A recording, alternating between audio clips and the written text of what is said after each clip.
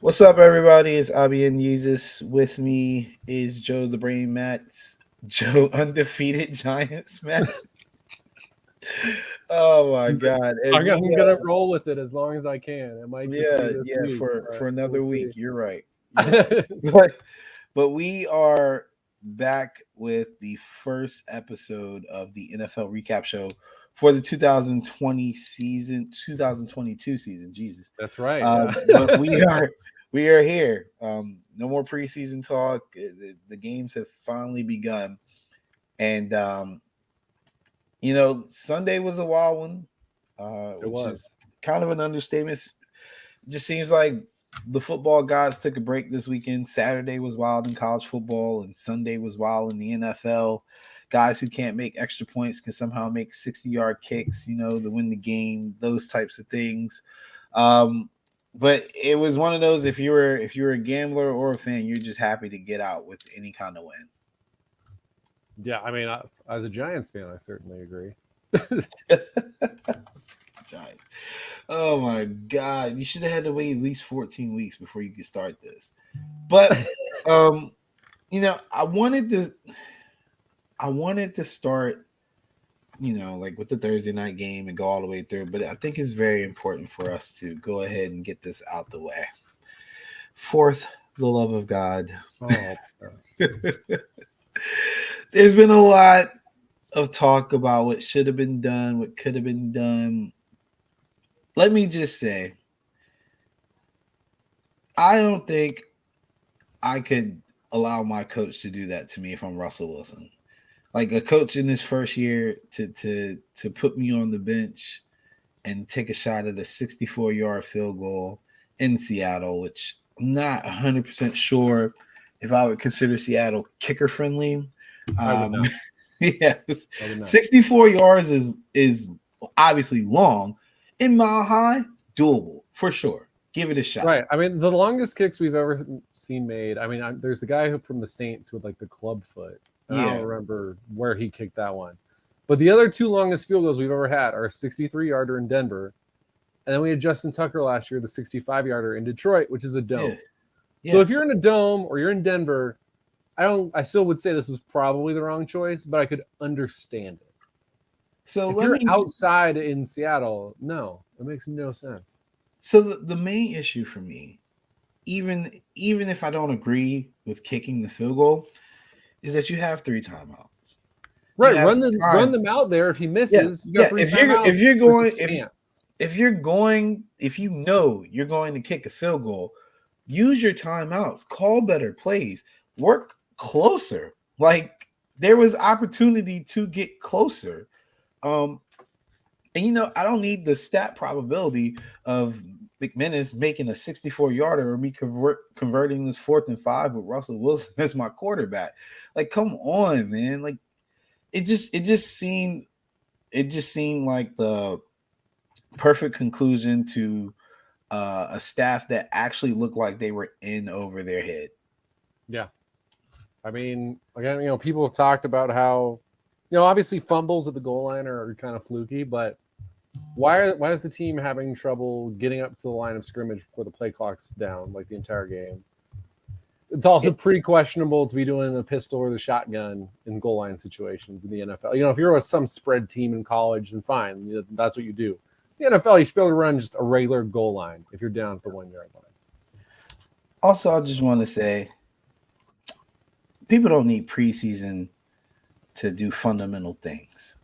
You don't need preseason to line up in the right fucking spot. That's practice. That part should be regular. It's like when you get an exotic blitz or something. It's like, all right, sometimes you can't fully prepare for that unless you're in the games. But knowing where you line up on offense, yes, that should be that should be. Yeah, like prepared. People are like, I saw some people saying, "Oh, this is why certain teams need preseason," which was like the go-to excuse for this first week. Whenever a person played back, Joe Burrow, when we get to his game, he didn't. The Joe Burrow one is I guess you could make arguments about the line because they're new, Yeah. It's like Joe Burrow's working with the same receivers. Yeah, Joe Burrow in the himself same offense. No. doesn't need preseason to tell the difference between We're black pretty and big white. Joe Burrow guys, yeah. And Yeah, we're black not and gonna white sit here and make jerseys and excuses for him. orange and black jerseys. It's not, No, unless so he's had ridiculous. some terrible damage to his eyes. That should be a given.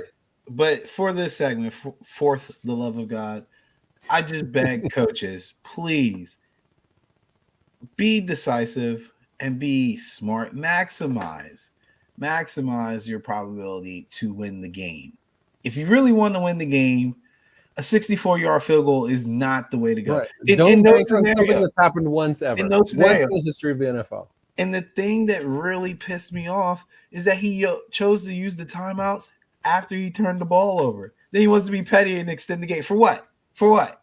You got a better chance of making. I'd be like, let's get out of here. Like, I don't need to like have the announcers talk for an extra 2 minutes about how stupid I am. You have a better chance of making a 64-yard field goal than you have of a snap being fumbled for a kneel down. Like, ridiculous. The worst part about it too is, like you've pointed out both here and on Facebook, that you don't really need the analytics on this one. You don't. Like this is one of those ones where like all the crazy old school guys that I'm like, God, I hate this guy. He punts on 4th and 1 every time.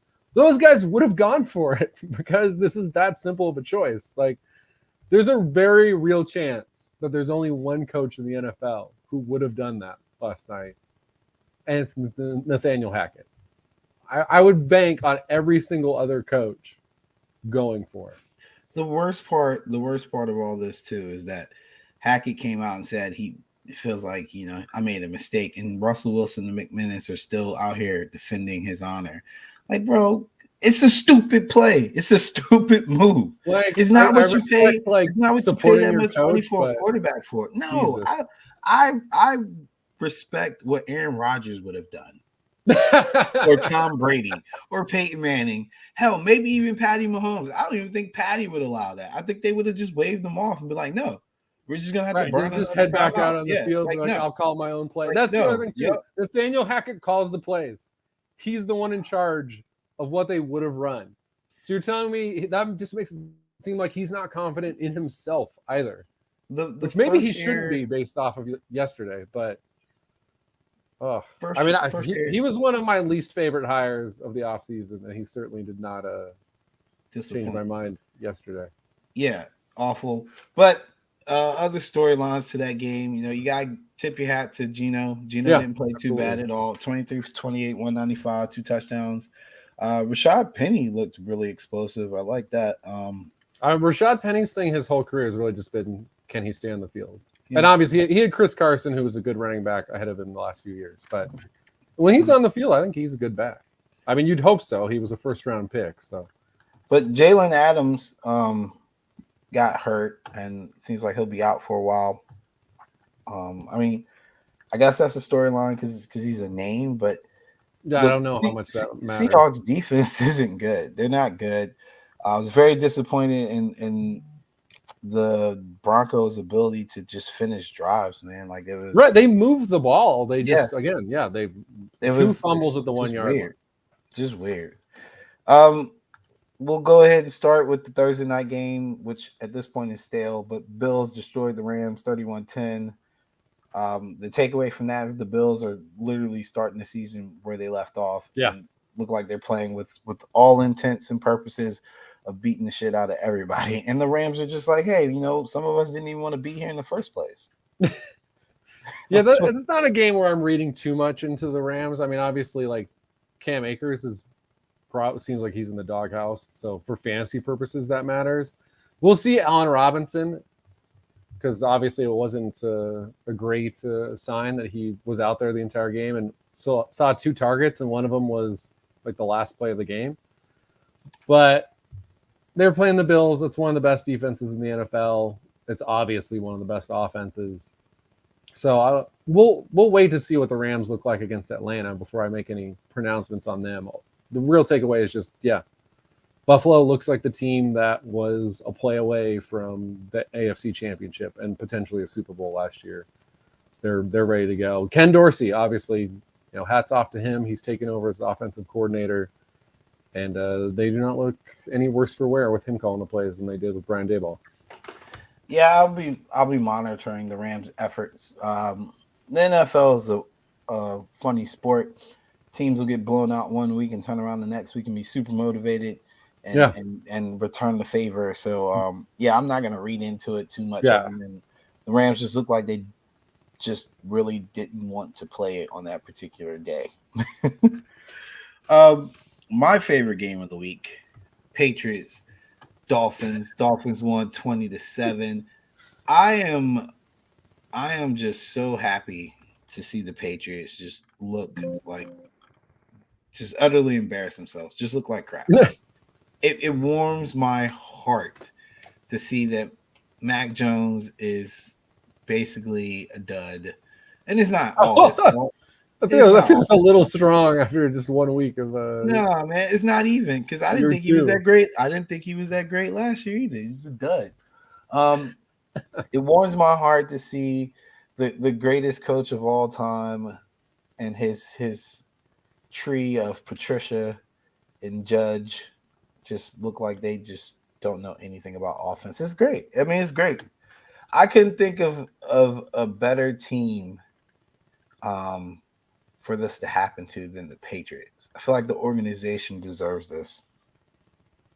I mean, obviously I agree with you if the offense continues to look like this. It's going to. It ain't gonna get there's no one to better. blame but themselves if you're rolling with Matt Patricia calling the plays, and then if not Patricia, Joe Judge. That's again, any Giants or Lions fan would tell you, and again, that's a bad choice. And that's before factoring in that neither of them has a real offensive background. But I mean, I think this game was actually a little closer, though, than the final score. I mean, the Patriots moved down the field the very first drive. Jones throws up a ball into the end zone for Devontae Parker. I'm not sure which corner it was, but a great job by the Dolphins corner. Slaps the ball into the air. Safety comes over. Yeah, it was a great job by them. And then also, I mean, the end of the half, I mean, in contrast, again, to Hackett, Mike McDaniels has a 4th and 7, and he says, we're going to go for it. From midfield, and they score a touchdown on the play. So, I mean, that's 2 plays that are a 14-point swing in a 13-point game. So, I'm in part, though, I don't think the Dolphins are going to be that great this season. We'll see if they prove me wrong. I think these are 2 kind of 7-9 win teams, probably. So, I think this is closer than the score showed, but yeah, obviously not a great start if you score 7 points in a game. That's never great. And, Tua was fine. Completed the passes. He didn't take way too many sacks, but he didn't get sacked 7 times, but he got sacked 3 times. Yeah, he got sacked 3 times. I mean, it's I have no huge takeaway from this game. Yeah, it's weird to be critical in a win. I just feel like, again, there was all right, so he had 10 incomplete passes. I feel like at least 7 of those should have been completed, though. Like, it wasn't like the windows were super tight. He's got way better athletes to throw to. No question about that. That is the biggest difference between these 2 teams. Might just be one team is Tyreek Hill and Jalen Waddle, and then the other team has Devontae Parker, Jacoby Myers. Like, there's a vast difference in the athletic abilities of the receivers in this game. Yeah, and Waddle had a 42-yard touchdown reception, which was awesome. Gutsy play call. It just worked out perfect for them. Tua just completed a good pass. But again, I feel like there was little things like third downs and things like that where he was throwing the ball a little inaccurately to Tyreek Hill. It just kind of made it more difficult than what it should be. And like you said, the game technically is a lot closer than the score would say. One of those Dolphins touchdowns was a defensive touchdown. So technically they only scored 13, which, I mean, obviously doesn't. The final score counts towards the final score. But I'm just saying, as an offense, the Dolphins probably want to try to get more consistent, sustain more drives, because you had that long 4th down that went to a touchdown, and then you had a defensive touchdown, which you can't really depend on those types of conversions. So would be nice for them to to get a little bit more efficient. And that's going to start and stop with Tua and also with their run game, which was absolutely terrible. Their run game was bad. Yeah. I mean, I think that's – I don't think it's any secret that if the run game doesn't need going, we do not believe in Tua to be able to carry the team through the passing offense. Like, if they can run it effectively, Tua can play you can make them one-dimensional. It's going to be a problem for sure. Yeah. But hey, my man Mike, he did his thing. I don't want to make that joke. I was gonna say I don't want to make that joke that I usually make. And I mean, this is obviously only one metric, and anyone who saw Patrick Mahomes' PFF grade this week is probably like, PFF, what do you guys know? But Mac Jones did grade out better on PFF than Tua did in this game. So again, and that's not to say Mac Jones played great. It's to say Tua's stats might look good. He still had a pretty shaky game.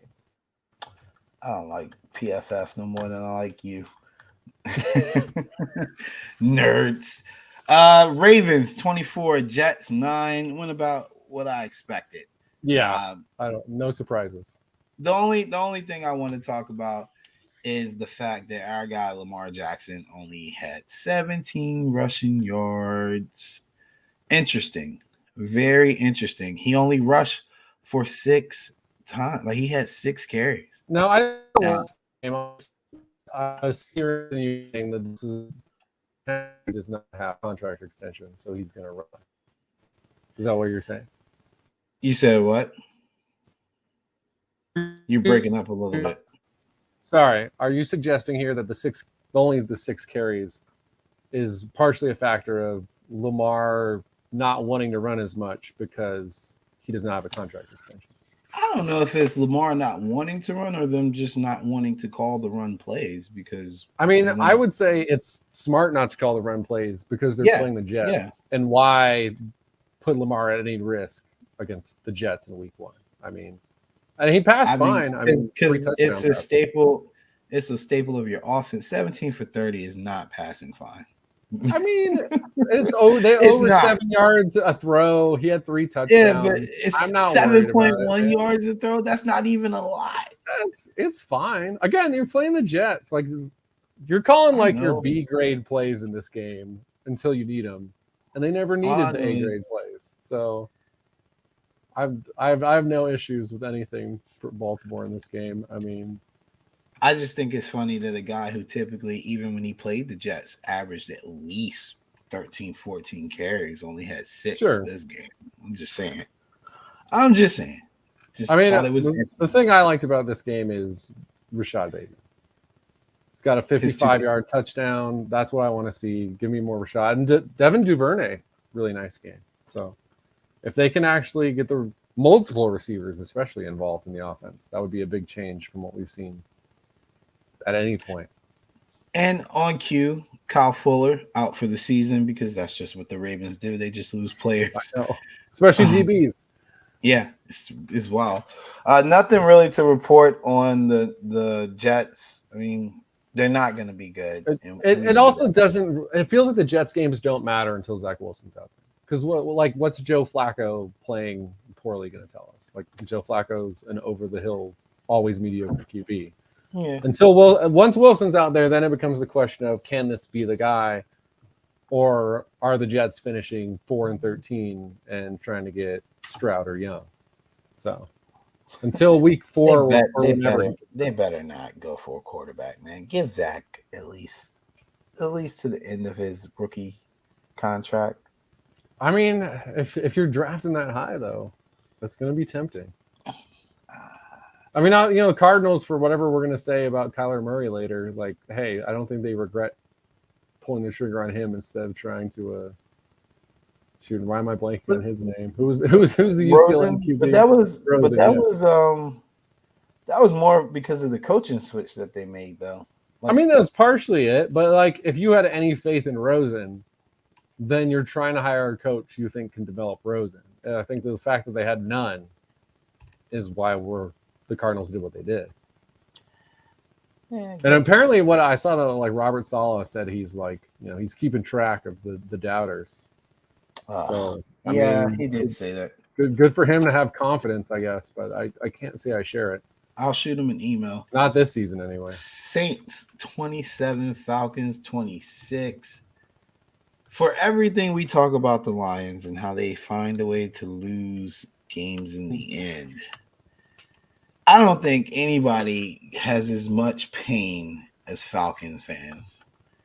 At one point, it was 23-10 heading into the fourth quarter. Well, then it was even 26-10 in the fourth quarter because they kicked in the fourth. Because they kicked the field goal with, let me look it up, 12:41 to play in the game. They kicked the field goal to go up 16. So yeah, if you're up 16 with 12 and a half minutes left at home, you should come away with a win. Obviously, I'm disgusted that Drake London had a decent game. Yeah, not bad. Yeah. Although the Saints were clearly focused on taking away Pitts in the passing game. And that's what you got to do. That's what you got to do. And shout out to my boy, Jameis Winston. No interceptions, baby. That's what I like to see. Did you see his splits? Oh, from like the first, three quarters? Fourth quarter? Yeah. It was wild. Yeah, let me go ahead and read that off real quick, man, because, that's my guy. And we might not get but 2 more weeks of good play like this. But the first 3 quarters, Jameis Winston was 10 for 18 for 56 yards and no touchdowns. In the fourth quarter, my guy went 13 for 16, 212 yards and 2 touchdowns. Went nuclear. Yeah. Jameis. I mean, and you really saw the upgraded receiving core in that fourth quarter because everybody was making plays. You had Landry making plays. Michael Thomas, beating AJ Terrell to a ball in the end zone. Lave had a nice one. I mean, yeah, they were working. And Alvin Kamara really did not do anything in this game.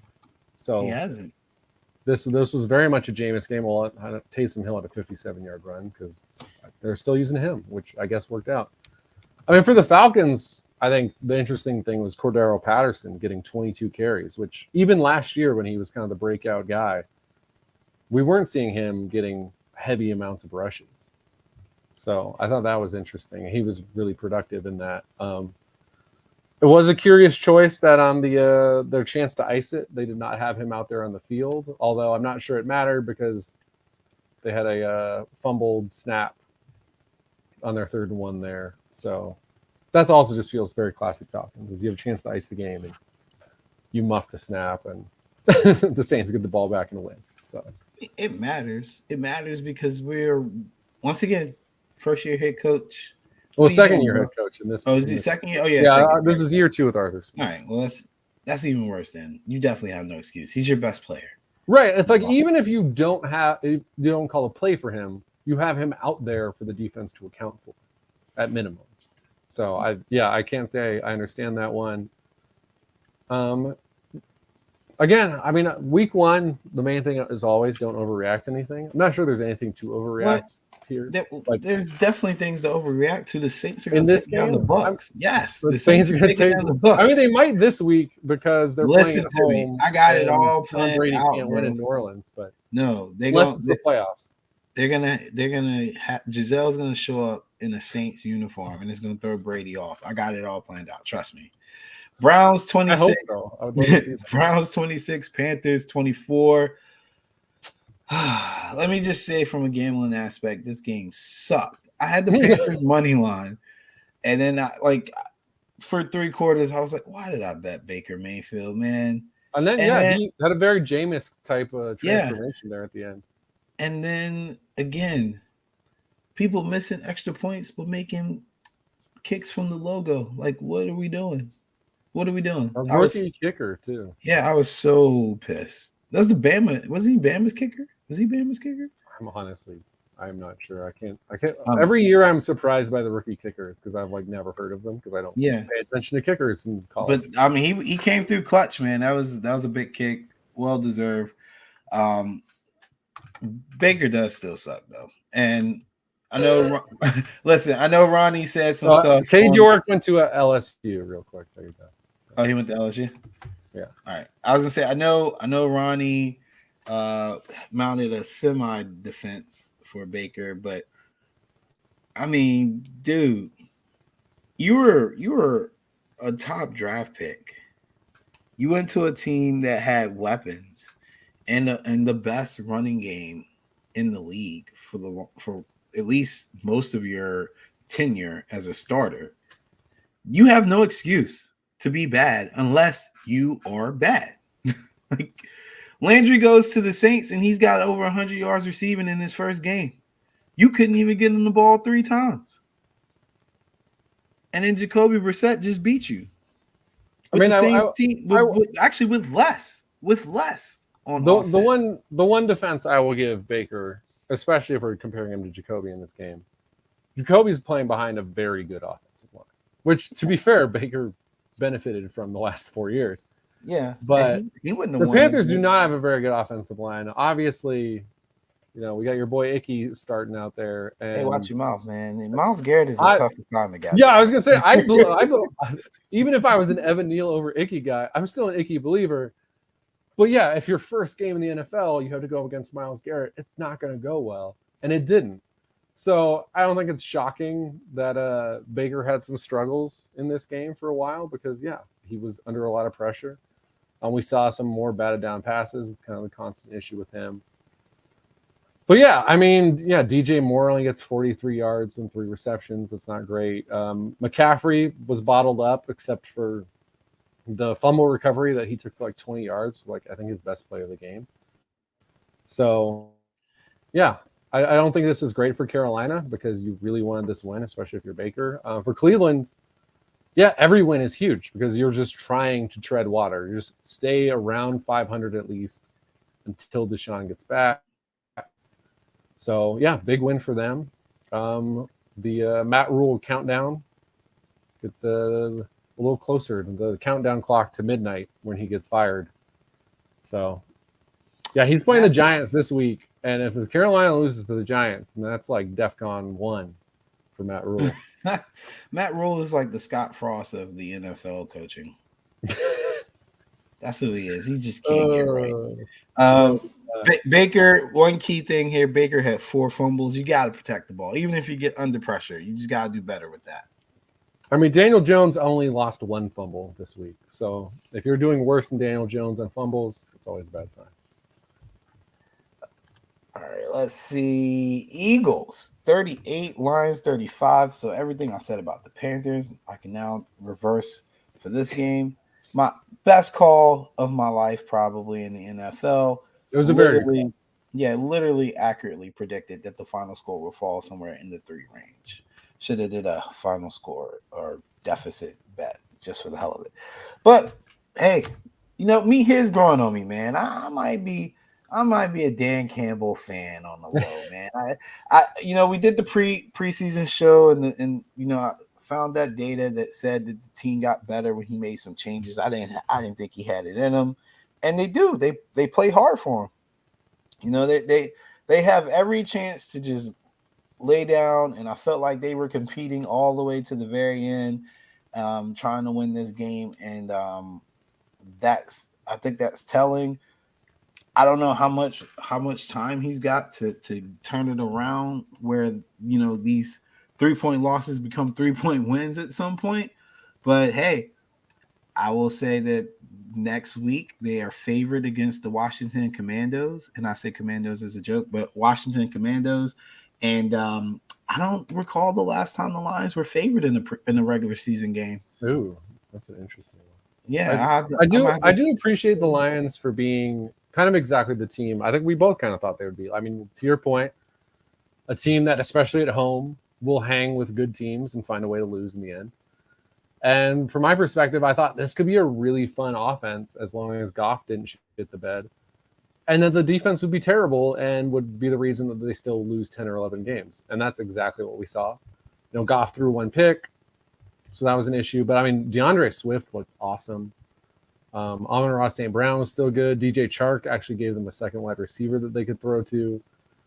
So, yeah, I think this is a fun game to watch. The Eagles were kind of interesting. They had 38 points, but all of them were in the second and third quarters. So that's just kind of an odd thing for them, where they really let Detroit kind of creep back into this game, and then again the Detroit Lions defense is bad. So even though once they cut it to 3, the Eagles then just ran out the last 4 minutes because the Lions couldn't make a stop.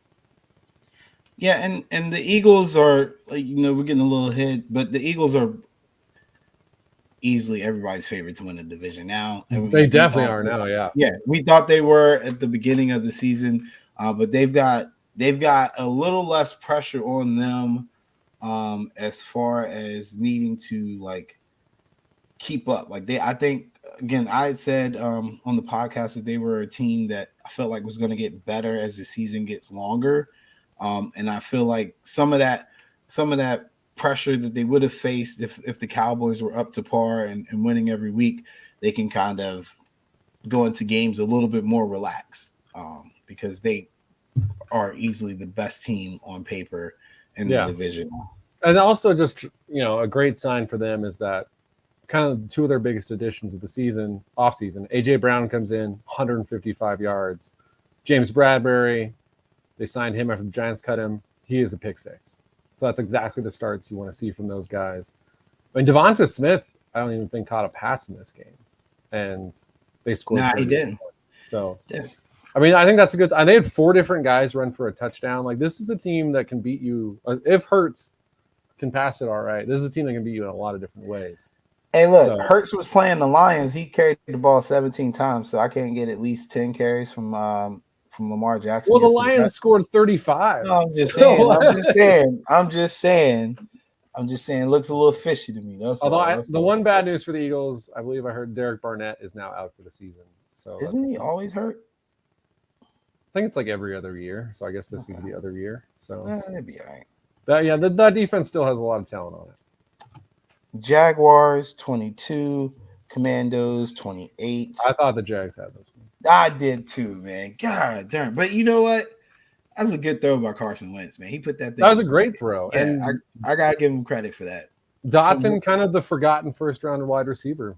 Nice job catching that pass. Somebody at the bar was like, Dotson, is that the guy from TCU? I said, yeah, that's the actually, I was like, no, I think that's the guy from Penn State. I was like, I don't even remember. Yeah.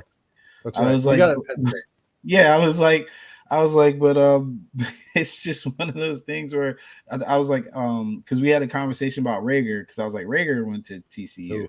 Yeah. I was like, Dotson went to Penn State, but I liked him at Penn State. I remember talking about them pre-draft, but either way, I'm going on a tangent. It's not 2 teams that are what you would think would be considered good. My issue here is that the Commandos were pretty much controlling the game, and then they let the Jags not only come back but take the lead. You can't do that against good teams.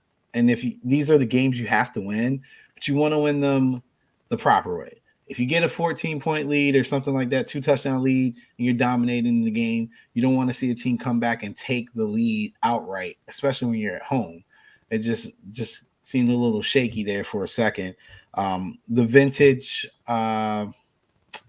interception from Carson Wentz on a what the fuck though? I think it was like a screen or something this time. you just want to cut those things out. But at the end of the day, you can't argue with the results. A win is technically still a win. So they pulled it out, and again, that last throw by Wentz was just probably the best throw of the week. Considering the situation, I think that. He literally dropped it in the bucket. It was perfect. And then Trevor Lawrence. I think a pretty good game overall, but that last drive, that damn interception, man. What was he? He's rolling left, but it's third down. Doing that a lot. Just run the ball, get out of bounds, make it 4th and 5, 4th and 6, and try and convert that. You don't have to force some crazy throw on third down. Yeah, he does that a lot too. It bothers me. I'm like, where is that coming from? Shout out to Christian Kirk earning that. 20 mil. Was it 20 mil a season? So I think it's 17 or 18 mil. I think it's 4 years, 72. So I think it's 18 million a year. But yeah, he had a really good game. I will say Washington, I'm forgetting his name. It's like St. Just or something. Their nickel corner is not very good. So Christian Kirk appropriately feasted in this game. And shout out to James Robinson for coming back and looking really good and having the clear lead as far as carries go in that backfield. So good for him for not just ceding this job to Travis Etienne. Niners 10, Bears 19. Bullshit. Nah. I didn't watch much of this. Obviously, I watched almost all of it. Honestly, you suffered through this game. Yeah, well, I mean, I went to the they were the John Doe's last year or the year before last, but I went to the game in DC when the Niners played and it was pouring down raining, and I just felt so bad for the fans. I don't know if you saw the clip of the guy with the popcorn and the water just gushing down. I was like, you poor soul. Me and my father were at that. We were at that game. It was the same kind of just like it was raining like 2 inches an hour, and we were the second row.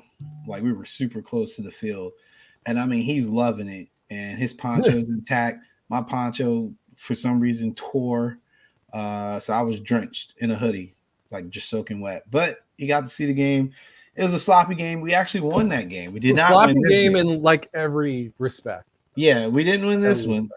And I saw Mike Martz had said something about Trey Lance. Like, I never liked the guy. I still don't like him. Like, what we're not gonna do is judge somebody in a torrential downpour. Like, this was an awful game to play football in. And if you won, you were just happy to win. The Bears made the plays when they needed to make plays, and we still had an opportunity to come back despite getting down because they missed a couple extra points. Like we were in the position to at least go down and kick a field goal, tie the game type thing. And he threw an interception. And the interception was dumb, but we have a guy who has one start. Like people are like, oh, you better off with Jimmy G. You need to put Jimmy G back in.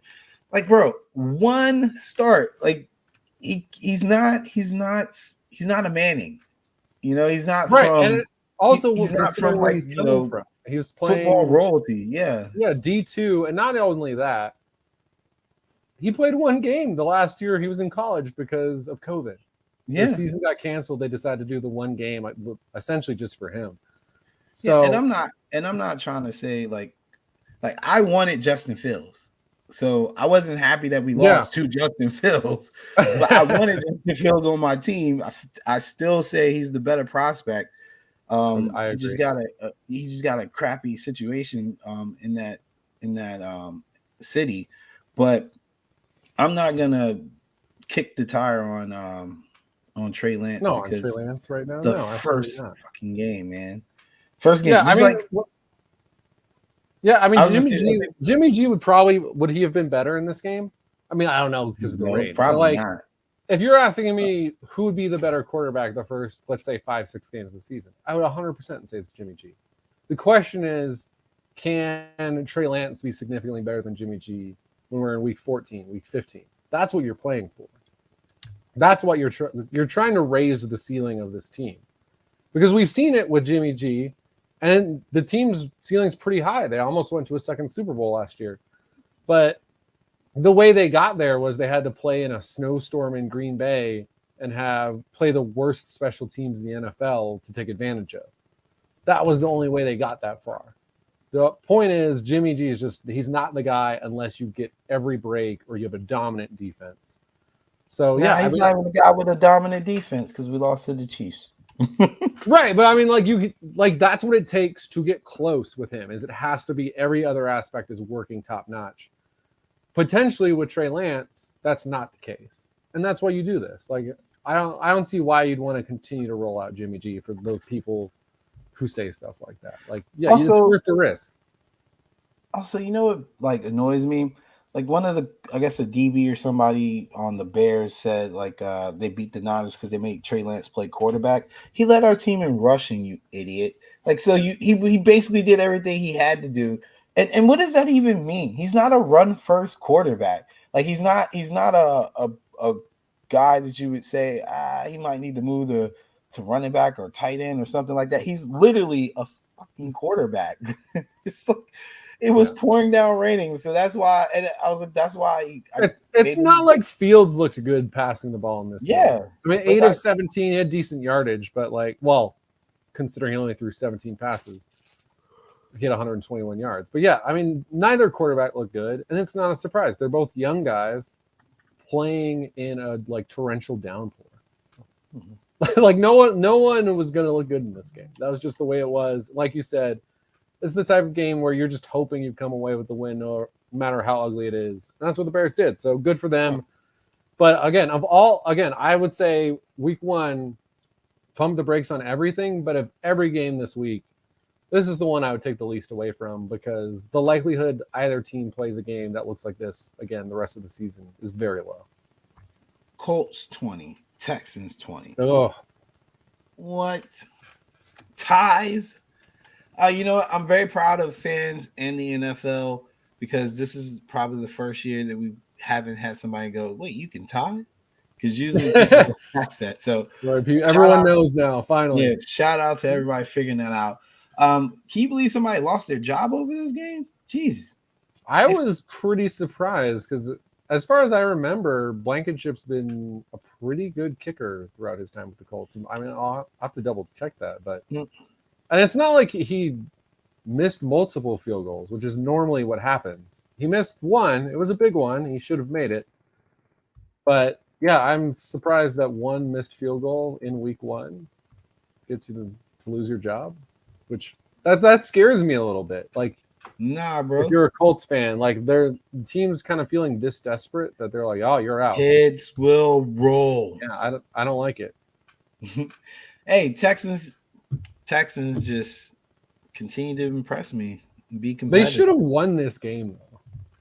They shouldn't even. They're up 20-3 in the fourth quarter. Yeah, but they shouldn't win any game. They're still bad.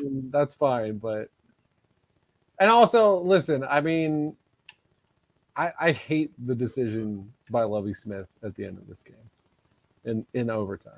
I'm gonna call you racist. No, I was like, go for the win. You're on borrowed time. You're not supposed to. Yeah, you're not supposed to be here first and foremost. Yeah, and it's not gonna. You're not gonna get fired because you went for it. But right, you're probably gonna get fired because your owner's in love with Josh McCown. Yeah, but like Frank Reich would have 100% gone for it. Man, he literally had the same situation like 3 years ago against the Texans. He went for it and they lost, and he lived with it. Yeah, like go. I hate punting. Like, listen, if it's the end of the season and a tie will helps you, I get it. Fine, punt the ball there.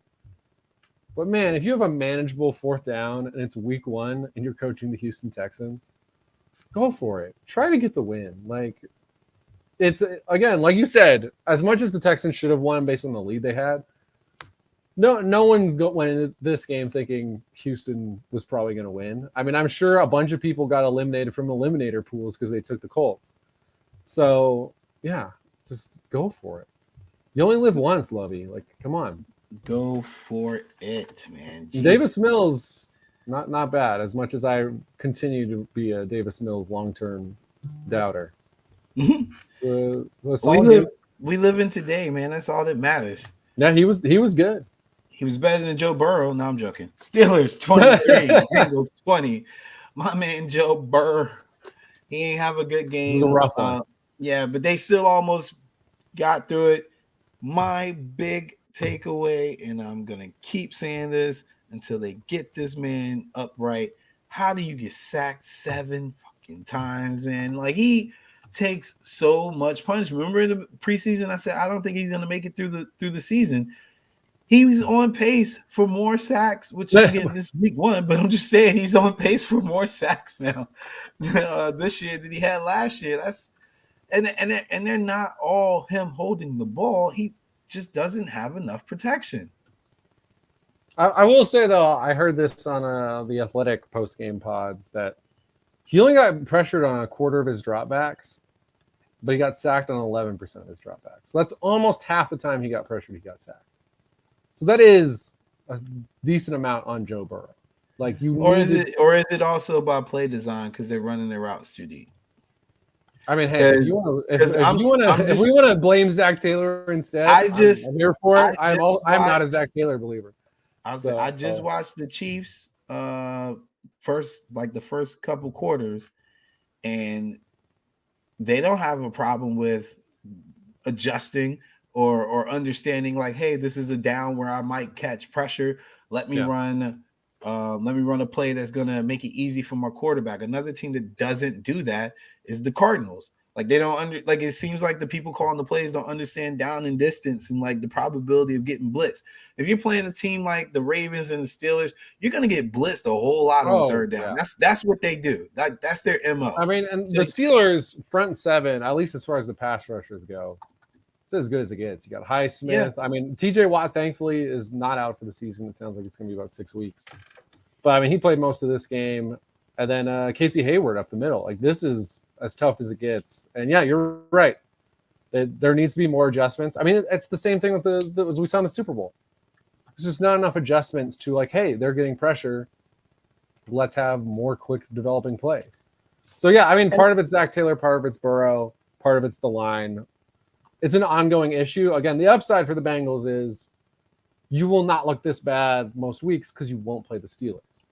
And that helps. And also T. Higgins got concussed in the first half. That doesn't help either. But the downside is that people still see that you have no blocking.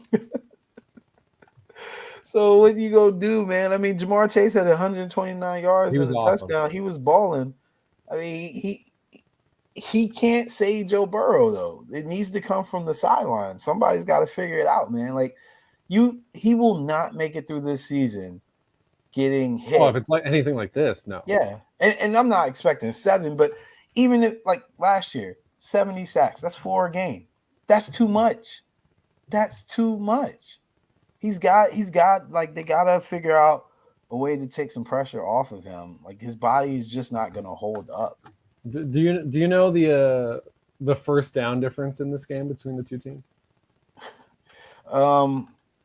The first down difference between... take a guess. How many more first downs the Bengals had than the Steelers? I'm looking at it now. The Bengals had 32 first downs and the Steelers had 13. That's pretty crazy. That's insane. I mean, the Bengals were in 94 plays, which is that's like college where you're stopping the clock on first downs and you're running like the hurry up offense all game. That's insane. 94 plays. I mean, I think the upside for the Bengals, again, the downside is, yes, they still have the biggest problem they had on offense last year. The upside is Burrow threw, what was it? Was it 4 picks? Yeah. 4 picks. It took 7 sacks. So he basically combined him and Tannehill from that game last year in the playoffs.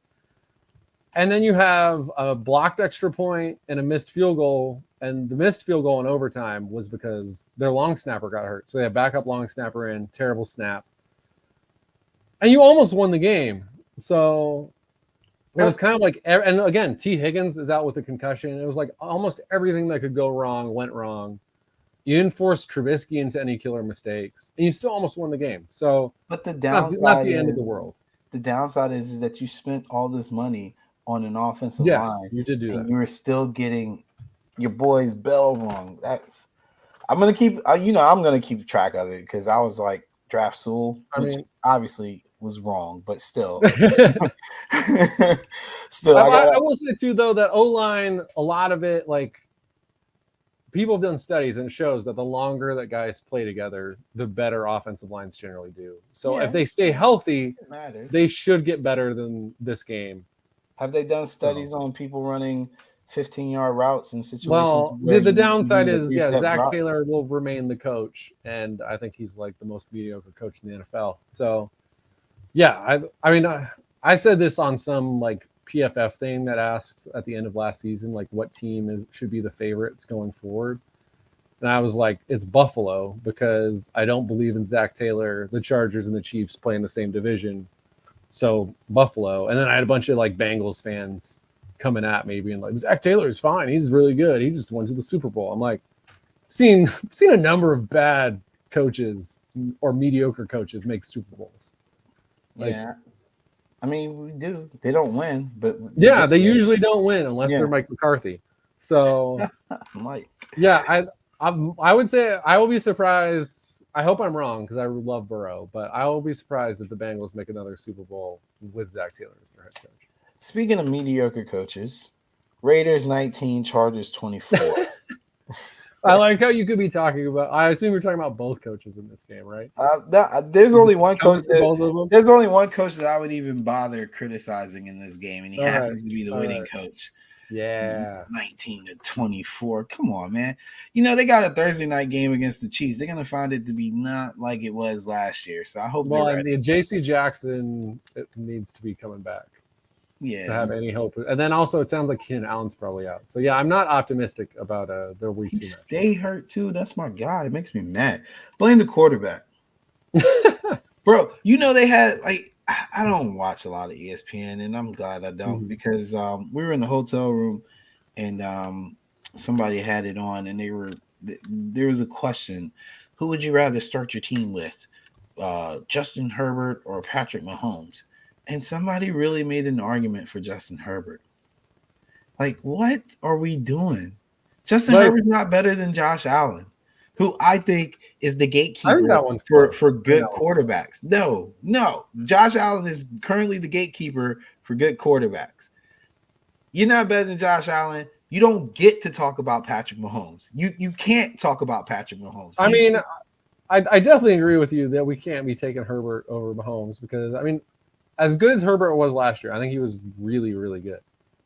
He's still a guy who's never played in a playoff game.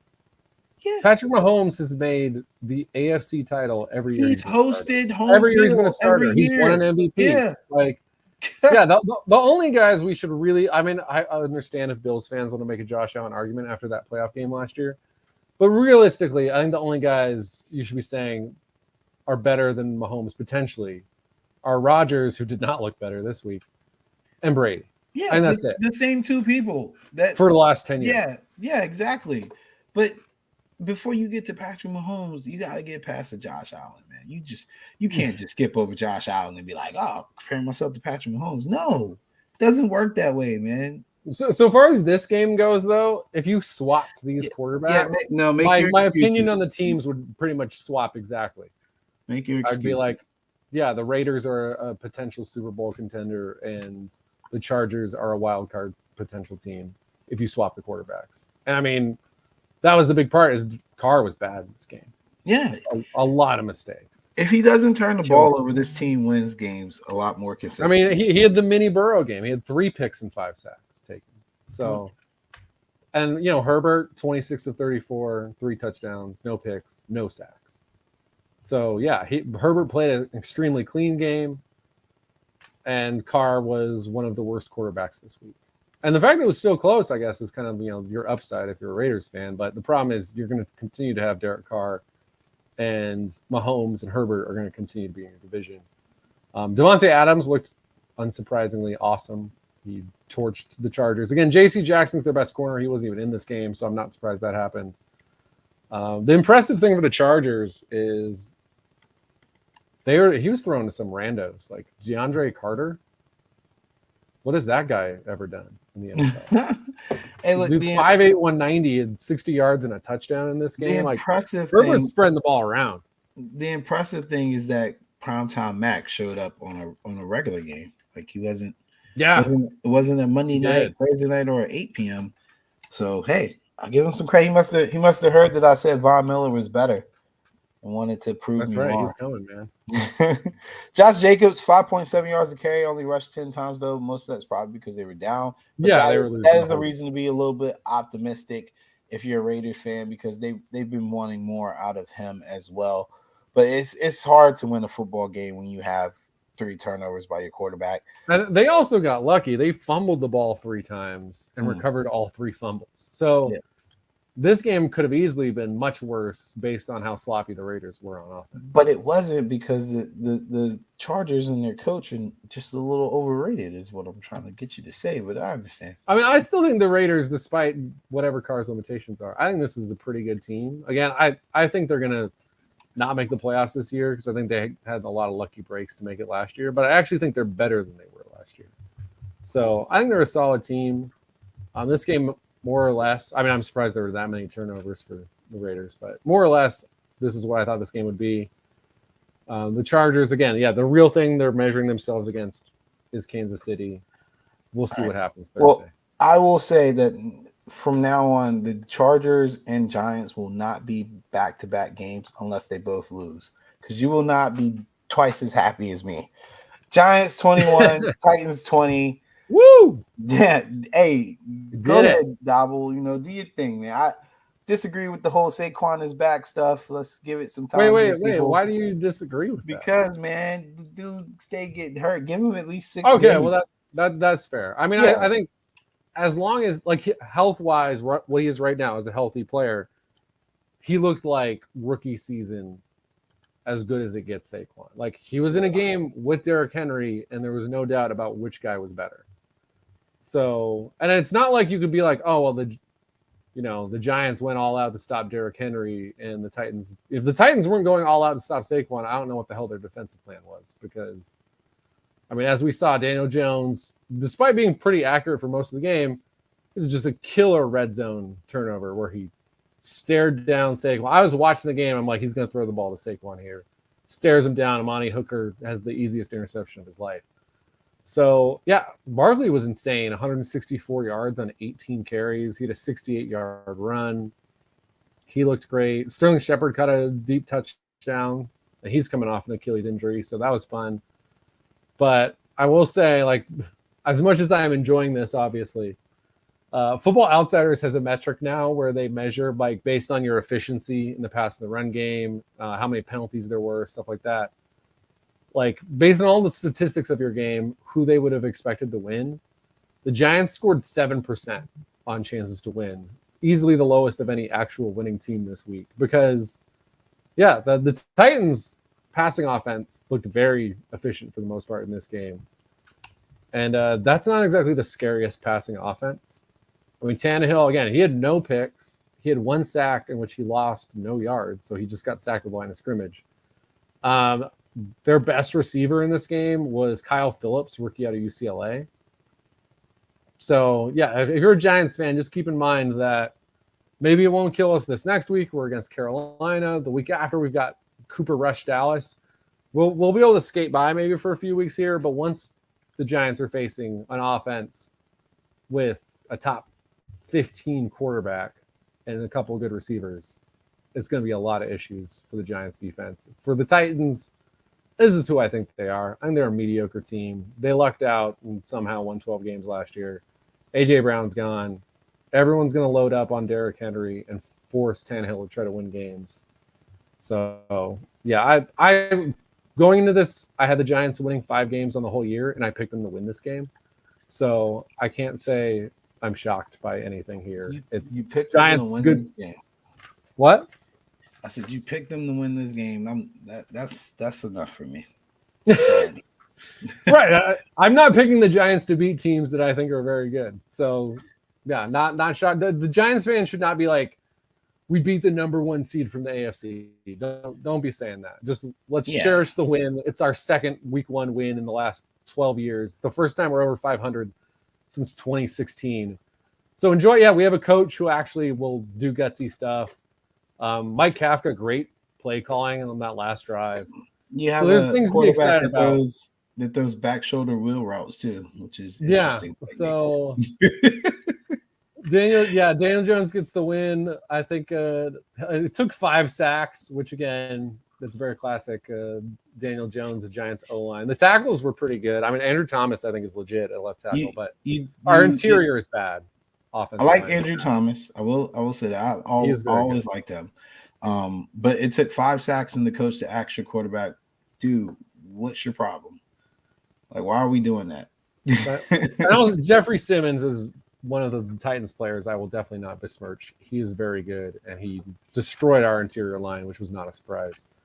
But yeah, the Giants, we'll cherish every win we get. I don't think there's going to be a lot of them. Titans, this is, I think, who you are. You're going to play a lot of close games. You'll win half of them. You'll lose half of them. You'll end up 8-9. So I think that's where we're headed for both these teams. Well, I don't think the Giants are winning 8 games, but Packers 7, Vikings 23. Woo! Should have been worse. I was honestly like, in my head, it was worse because I got up this morning. I was like, all right, let me look through the scores again. I was like, oh, the Vikings only scored 23 points.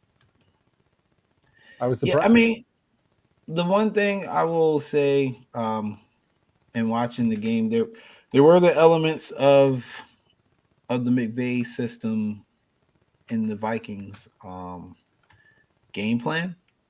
Yeah. And it looked damn good. It Obviously, Justin did. Jefferson getting 11 targets, going nine receptions, 184 yards, and 2 touchdowns. Dalvin Cook, 20 carries, 90 yards. And nobody talks about it, but Adam Thielen is. They should have kept Diggs. I've been saying that, but I guess if they had Well, kept they wouldn't have Diggs, Jefferson. yeah, so there wouldn't be any room for Jefferson. the rare win-win trade. I don't think anyone's upset by how that went. Just makes me mad that people try to downplay Diggs' contribution to this team like it was Thielen that was doing everything. It's not true, and he hasn't been the same since he hurt his ankle or something like that. But either way, he's the receiver in his 30s, so it's not getting better from here. I mean, I don't know what to tell you, man. There's a quarterback that's 45, almost 46. Well, a little bit different. Age ain't an excuse no more, bro. I mean, all right. There's one Tom Brady. There's one Jerry Rice. Like most guys, I'm just saying, are not I was gonna be like, I was definitely 40s. gonna pull up Rice too. Be like, Rice did it. Yeah, if you're the greatest of all time, you can do it till you're in your 40s. Otherwise, it's not happening. But yeah, the storyline here is that the Packers just have no receiving talent whatsoever, and they've done such a disservice to Aaron Rodgers and the franchise and the fans in general, because for some reason the Packers don't spend any fucking money. They don't get any free agents. They don't draft well either. They have gotten better at getting free agents. They just don't get them at wide receiver tight end. Yeah, like they didn't do anything for wide receiver though. They haven't done anything. Well, they drafted Watson obviously, and then he was injured most of camp. And in this game, anyone who saw the highlights of this game, he had a deep pass perfectly thrown by Rodgers that would have been a touchdown, and went through his hands. Yeah, which I will say I was not the biggest Watson guy.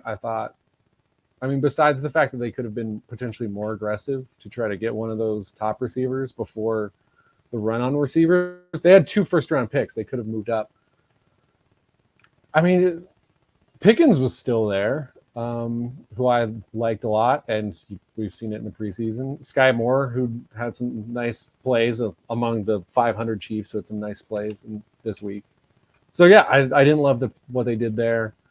If you're a Packers fan, I mean, the thing you're consoling yourself with is they looked even worse last year, week 1 against the Saints. They scored 3 points. The Packers are actually the only team in the Super Bowl era to have the reigning MVP and score a touchdown or less in a game, in the week 1 game.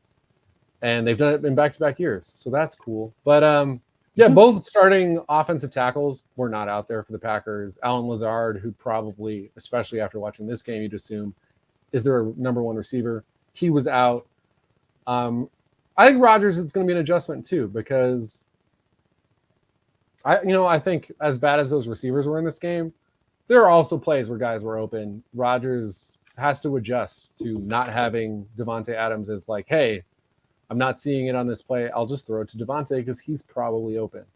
It's gonna take time, but I would bet on this team with Rodgers and LaFleur, at least in the regular season. I would definitely bet on them figuring it out. So I'm not worried about the Packers, but I would say if you are a Vikings believer, double down right now, because I think legitimately this offense is going to continue to look like this, or even better. Because again, they had plenty of yardage in this game. They only ended up with 23 points. But, yeah, Cousins looked, as good as Cousins looks.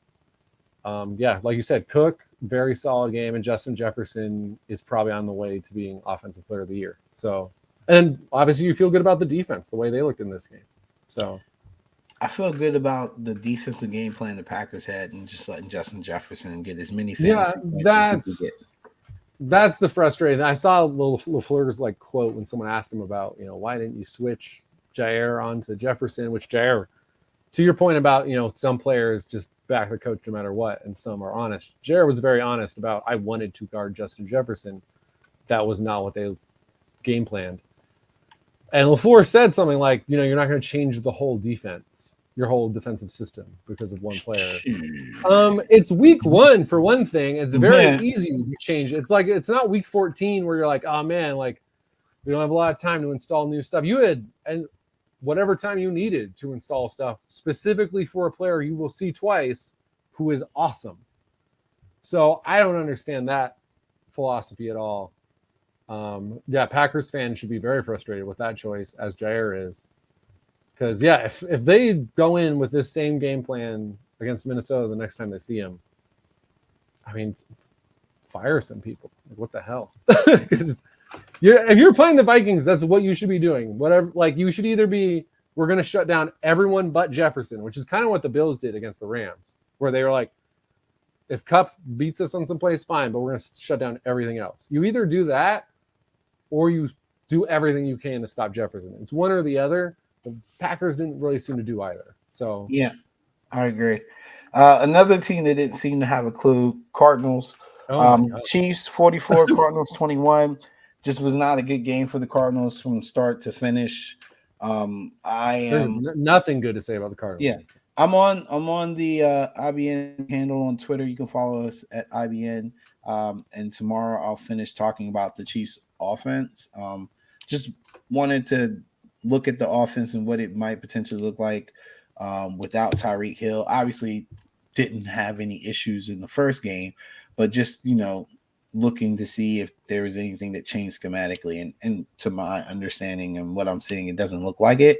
But the Cardinals just didn't have a clue, man. Like, they just didn't match up well against the Chiefs and were just overwhelmed. I mean, when the Chiefs score over 30, it's generally saying that you're playing a lot of man-to-man, which is not going to work against this team.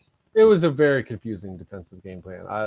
I believe they blitzed Patrick Mahomes at a higher percentage than he's ever been blitzed before, which is the exact opposite of what I would do. Work. Again, what did the Bengals do that whole second half of the AFC Championship?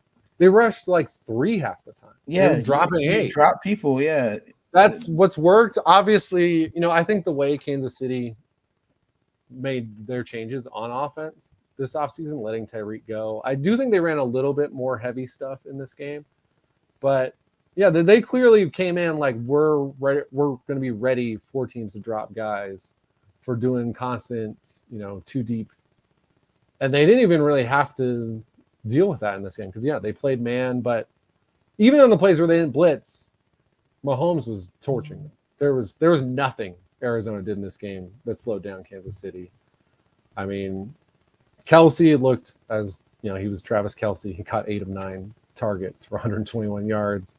Juju looked good. Valdez-Scantling caught every pass thrown to him. Clyde Edwards-Helaire had 2 receiving touchdowns. Like, this was ugly. And even the 21 points the Cardinals have, it's not even really real. They scored 14 in the fourth quarter when this game was way out of hand. So this was the biggest blowout of the week. I think it actually was by score differential. If it wasn't, it doesn't matter. This was legitimately, this game was not close from the get. Yeah, this is a game that you could definitely say the score reflects exactly how bad they got beat. Yeah, this was the big. I just double checked. This was the biggest loss, narrowly edging out the Bills over the Rams. But the most embarrassing loss goes to our favorite team out in Dallas. Buccaneers 19, Cowboys 3. Man, Dallas. Just start the McCarthy getting fired phase, man. Like, just start processing his paperwork. And it's not obviously it's not his fault that got hurt. But as I said in private, and I'll say it here, that game just looked like the Cowboys, or to me, it solidified the Cowboys coaching staff does not understand how to use their offensive weapons. Like, just the staff in general. The Buccaneers, the Kellen Moore head coaching hype is definitely. That's out the window. And Ronnie, I know you watching this. You better go delete all your Kellen Moore coaching or pro coaching stuff. Like, I'm definitely gonna pump that. But here's my issue. Let's act like we didn't see that stupid reverse play on like the second or third play of the game. Let's just take that out of our minds. You have a team dropping literally 7 to 8 people in coverage every single play on defense. You're getting 5 yards a carry. why would you not continue to run the ball? Like, the Cowboys have been asking for old Zeke for 2 years. They finally get what looks a little bit like old Zeke, and they give him the ball, 10 times or something like that? They're literally dropping back in coverage, daring you to run the ball, and you're still trying to force passes.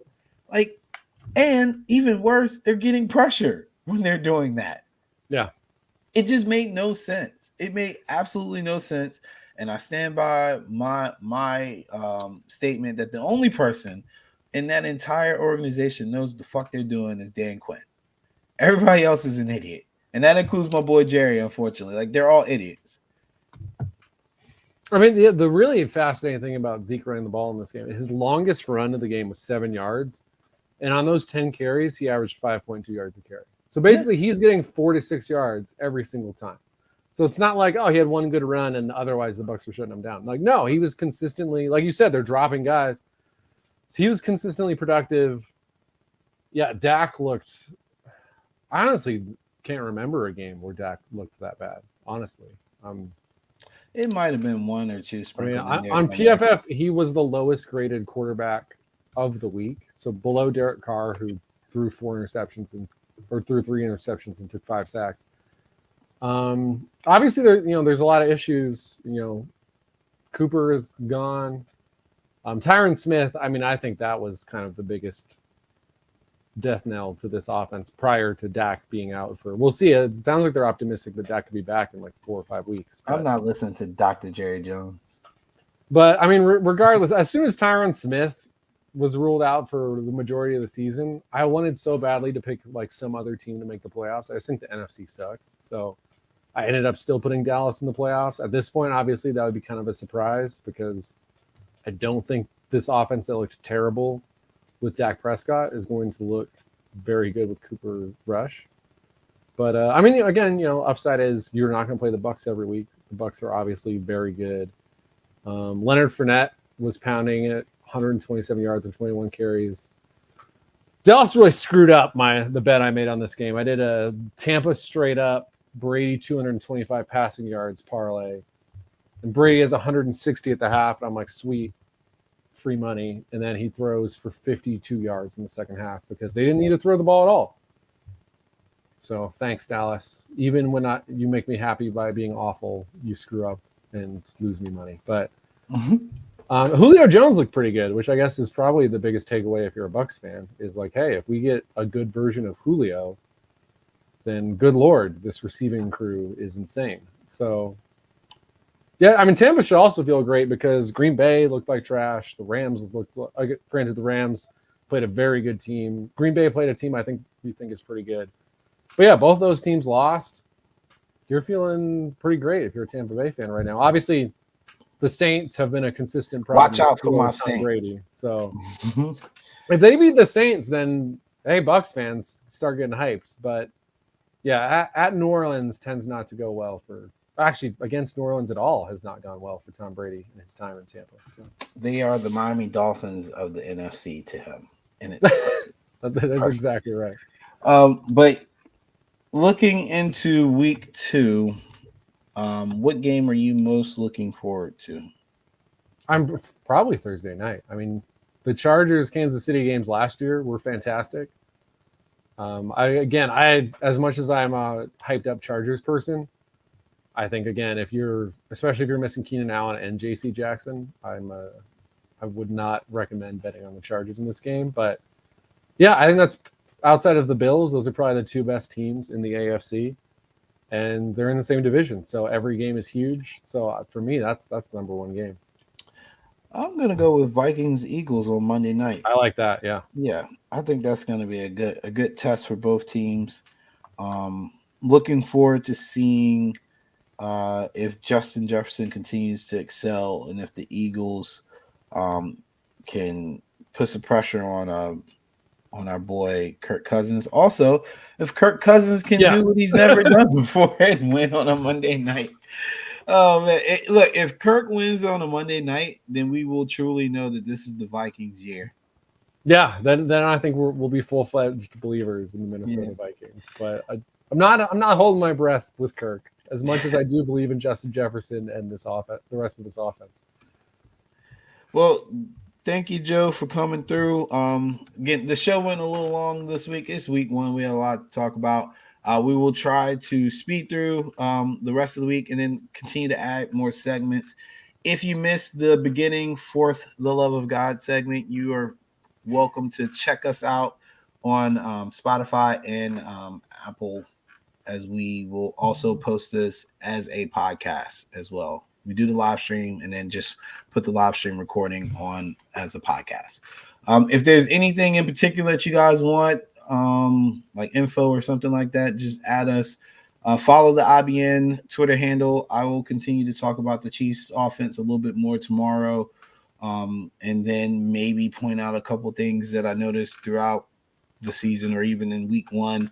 Like I'm very curious to see the all 22s on the Broncos Seahawks, because I think Russell Wilson left a lot of things undone. I think some of his throws were late. Some of his reads were wrong, and the basis of that offense shouldn't be that complicated. So just something I'm going to look into. Anyway, Joe, Giants suck. No, I don't like you. You can't be happy when I'm upset. I don't have a Giants Chargers Super Bowl. Get ready, I know, man. Get ready. Like, Get ready. God, I guess the Bills will be considered my AFC team because I'm a Josh Allen fan, but that's just so bandwagon at this point. But I was definitely a Josh Allen fan. No, yeah, you're a founding member of especially for the non-Bills fan. Yeah, Josh Allen. I did get an honorary pass to be Bills Mafia, so there you go. I mean, you may as well write it, depending on how Trey Lance looks going forward. If I jump through a table now, I can't get up though.